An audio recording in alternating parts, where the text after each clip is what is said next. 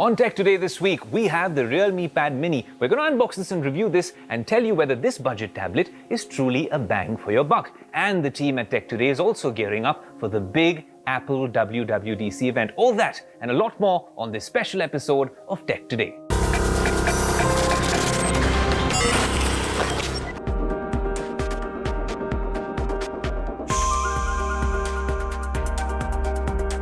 The Realme Pad Mini looks like a device which a lot of us in India can own. It's targeted at the 10 to 15,000 rupees segment. There's not a lot of products over there. Samsung and Xiaomi have gone and tried to compete straight with the Apple iPad range, and I guess this is in a league of its own, which is a lot more accessible, affordable. But the question that I'm asking is this, well, the ideal travel companion? And if not, then what is the ideal travel companion? Well, let's find out.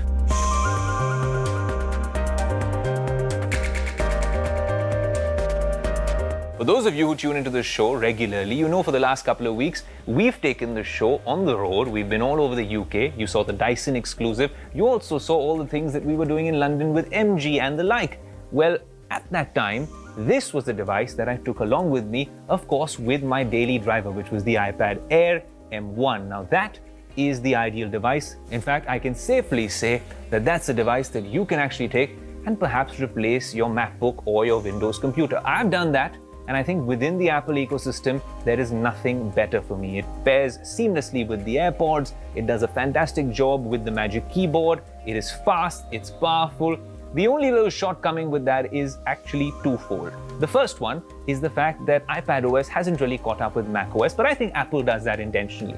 And the second thing with that device is something that happened to me on a domestic flight. Then I asked myself the question, maybe this device is too big to be the ideal travel companion. If you're going in the Apple scheme of things, you come down to an iPad mini with M1, very powerful, but very expensive.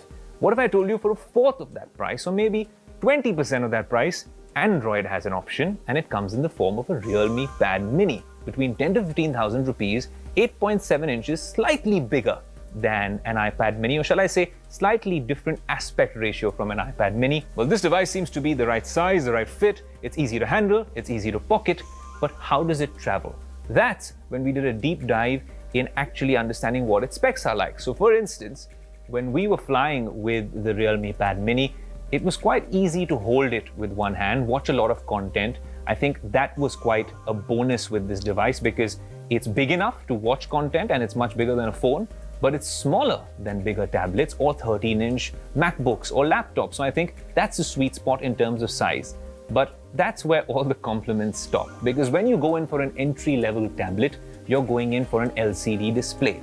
And in 2022, especially on an Android tablet, when Android's trying to catch up and looking at what Samsung's doing with all their display prowess, then you ask yourself the question that an LCD display pales in comparison. So my recommendation, my advice in this space is that if this device had maybe an OLED panel, it would be great for battery, and it would be fantastic for content consumption. That said, I paired this up with my Samsung Buds, and I've used it on a bunch of flights, long haul, short haul flights. The display is all right, the sound is okay. It doesn't really lag if you are using an OTT streaming service. You can download your movies and it's great. Now I looked at this form factor and I saw the size as an 8.7-inch display. And yes, it's an LCD, maybe not the ideal, well, content consumption device when it comes to video or even audio. But then again, there's a device called an Amazon Kindle, and I see a lot of people who like to read books on the go, and even I do at times. But then often I use my iPad or other devices to actually read those books because I don't understand why I need to carry a separate tablet only to read a book. And that's when this one seems like an interesting proposition. Now, you're not going to buy this only as an e-reader, but that is an additional service which works really well with this form factor. You can hold it in one hand, you can switch pages with one hand, you could continue eating your meals and still use this. So again, the form factor and size really works to its advantage, and I think that is a great use case for the Realme Pad Mini. Now, when you're talking about this sort of a device, it reminds you of those Samsung phablets or that weird era that we went through.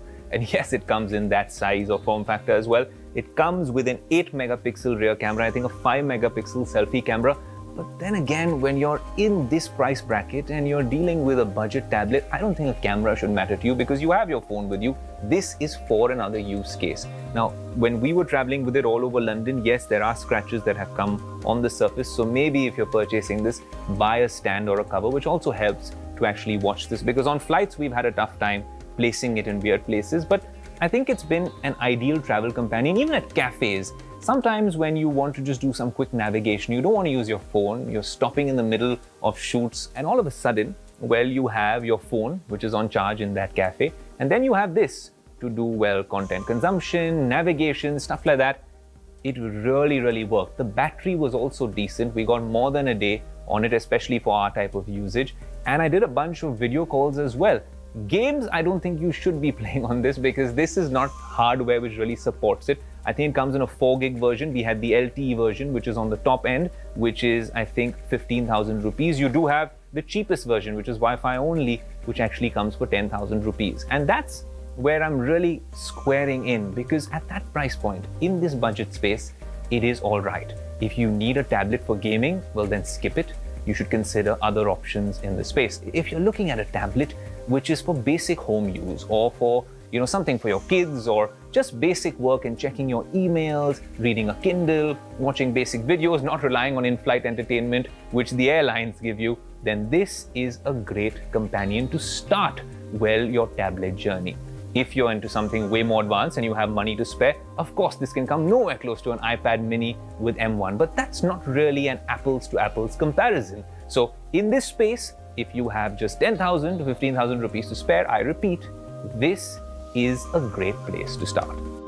Well, it's that time of the year again. Apple's WWDC is here. This is a developers conference, and there's all sorts of software announcements each and every year. They really set the tone for what you're going to get, maybe in the big September event, the fall event, when the new iPhones come about.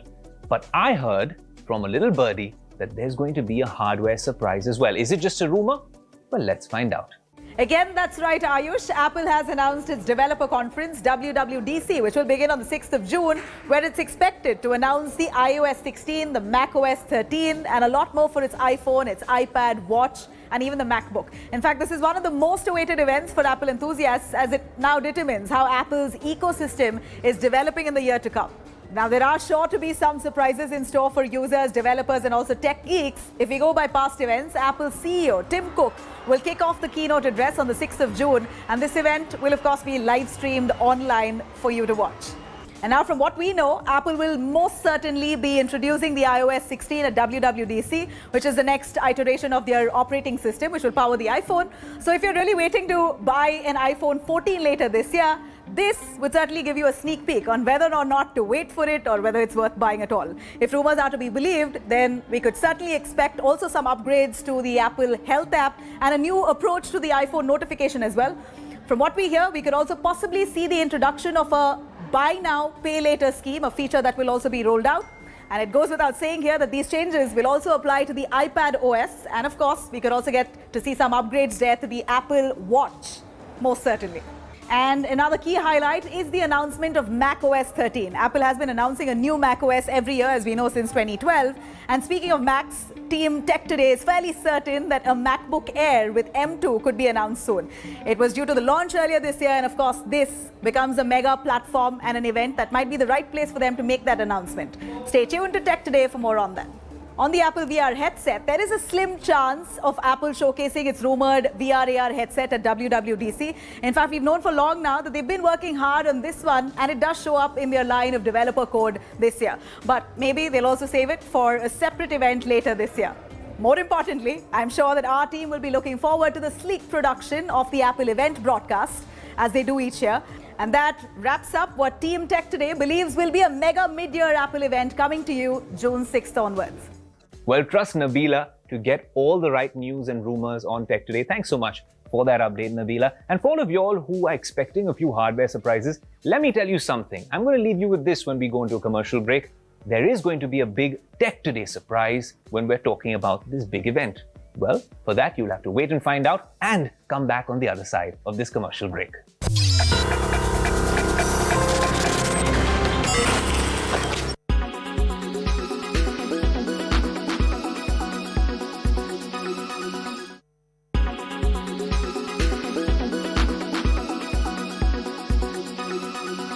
Make Make your media plan smarter with India Today Live TV on your connected devices.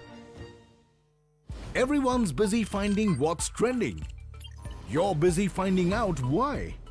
India Today, for those who research before reacting. Download the India Today app now. Make your media plan smarter with India Today Live TV on your connected devices. You are watching India Today. You are watching. It's the biggest football game of the year, featuring two of the biggest clubs in the world. Fans from Liverpool and Real Madrid trickle into Paris. Catch all the fans' reactions, celebration and excitement live from Paris. Watch a special build-up exclusively on India Today at these times on Saturday.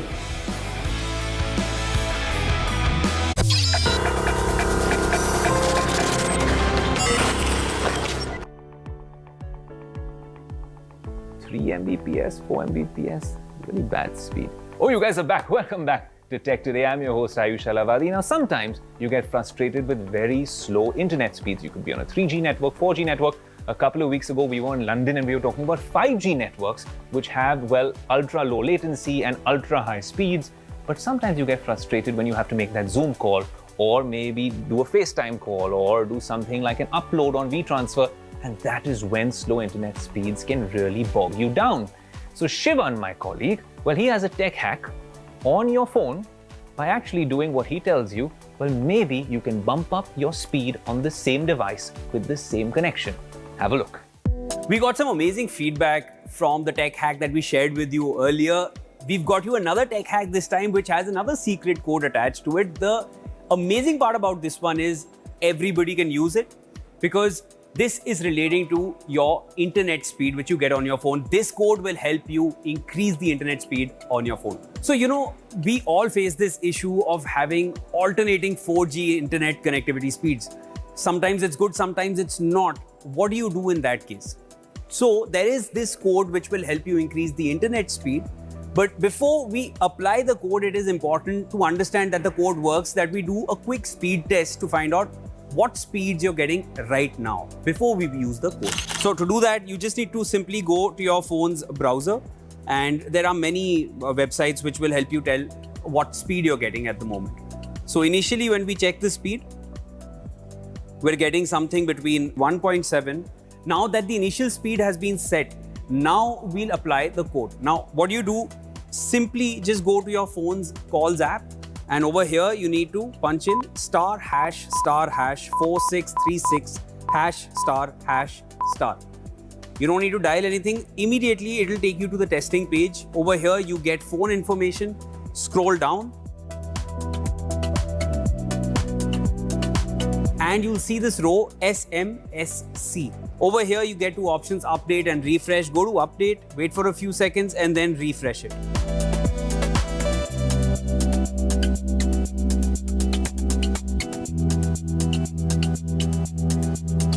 Now the way to do it is, after this, just quickly you need to shut down the phone and then restart it. After the phone comes on, now do the speed test once again. Again, you go to your phone's browser, and when you go to the phone's browser, use the same website that you used earlier to check the speed and have a look at the speed once again now. Stand at the same place where you were standing earlier and check the speed. So you see the speed has already jumped by several points, and we're currently at 12:13. Let's see where it finally stops.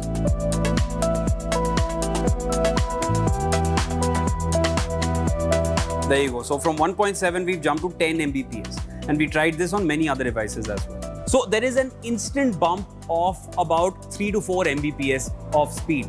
So we tried this on several phones, and we found that no matter what speeds they were getting, even if they were getting good speeds earlier, they got even better later.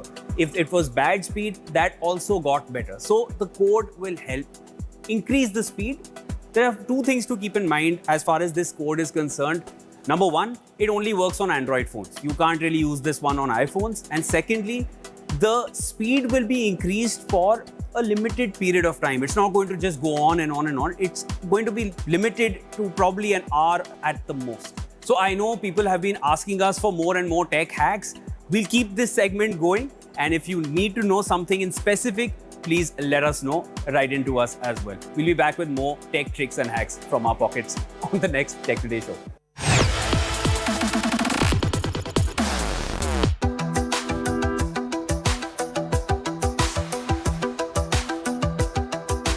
The BMW i4 electric sedan. Now, BMW claims this is sheer driving pleasure, like other BMWs, with a tech angle because this is still an EV. Well, we want to test that claim on Tech Today.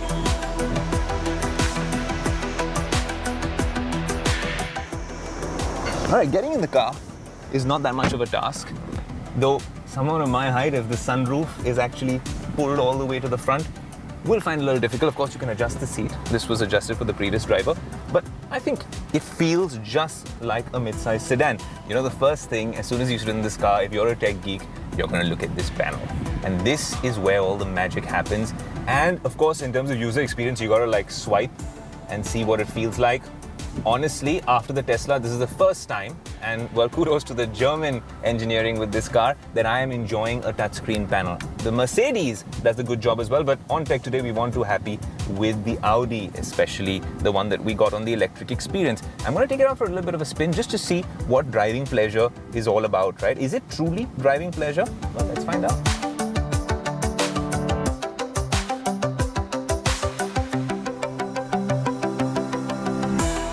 Also, fast charging. You can go to BMW dealerships and charge this beast. But how many such dealerships are there in Mumbai and Delhi? Maybe 4 or 5. What is their partnership like?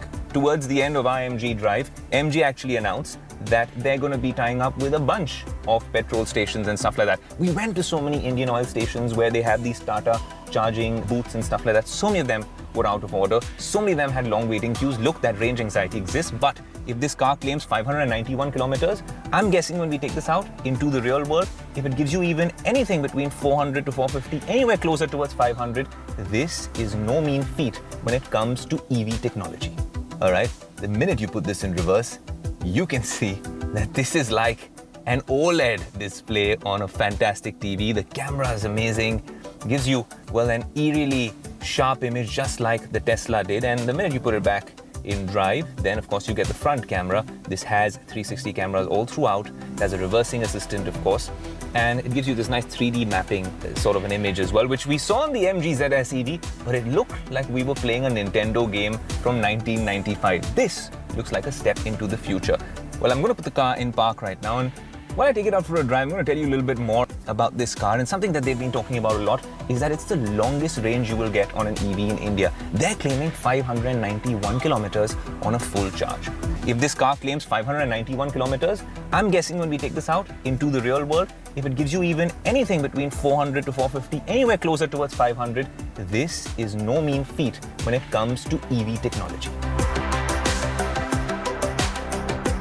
When you're at the back, you know that this is incredibly comfortable, and hence you can confirm that this is a sedan. It's a mid-size electric sedan, and like I was saying, BMW says sheer driving pleasure. So I thought, let's sit in the back seat as well, because if this is going to be a family car, or if it's going to be a chauffeur-driven car, and I don't know why you want a chauffeur in this one, because it drives like heaven, 0 to 100 in 5.7 seconds. This one's going to be fun. In terms of leg room, there is plenty of leg room. Even if someone around 5 feet 7, 5 feet 8 is sitting in the front, I'm nearly 6 feet, and this feels like a luxury sedan. Of course, there's a little bit of a bump here, so for a third person to fit over here, that might be a little bit of a problem. Maybe a baby or a kid could sit right here, but 2 people at the back, fantastic. The BMW i4 electric exclusively on Tech Today. This was the first look of the car. We're hoping to test the claims a little later when it comes to range, but we can promise you it is an incredibly smooth ride. If you've enjoyed this smooth show, an action-packed show, and are waiting for the surprise next week and the week to follow, well, then tell us on our social media handles. Until next week,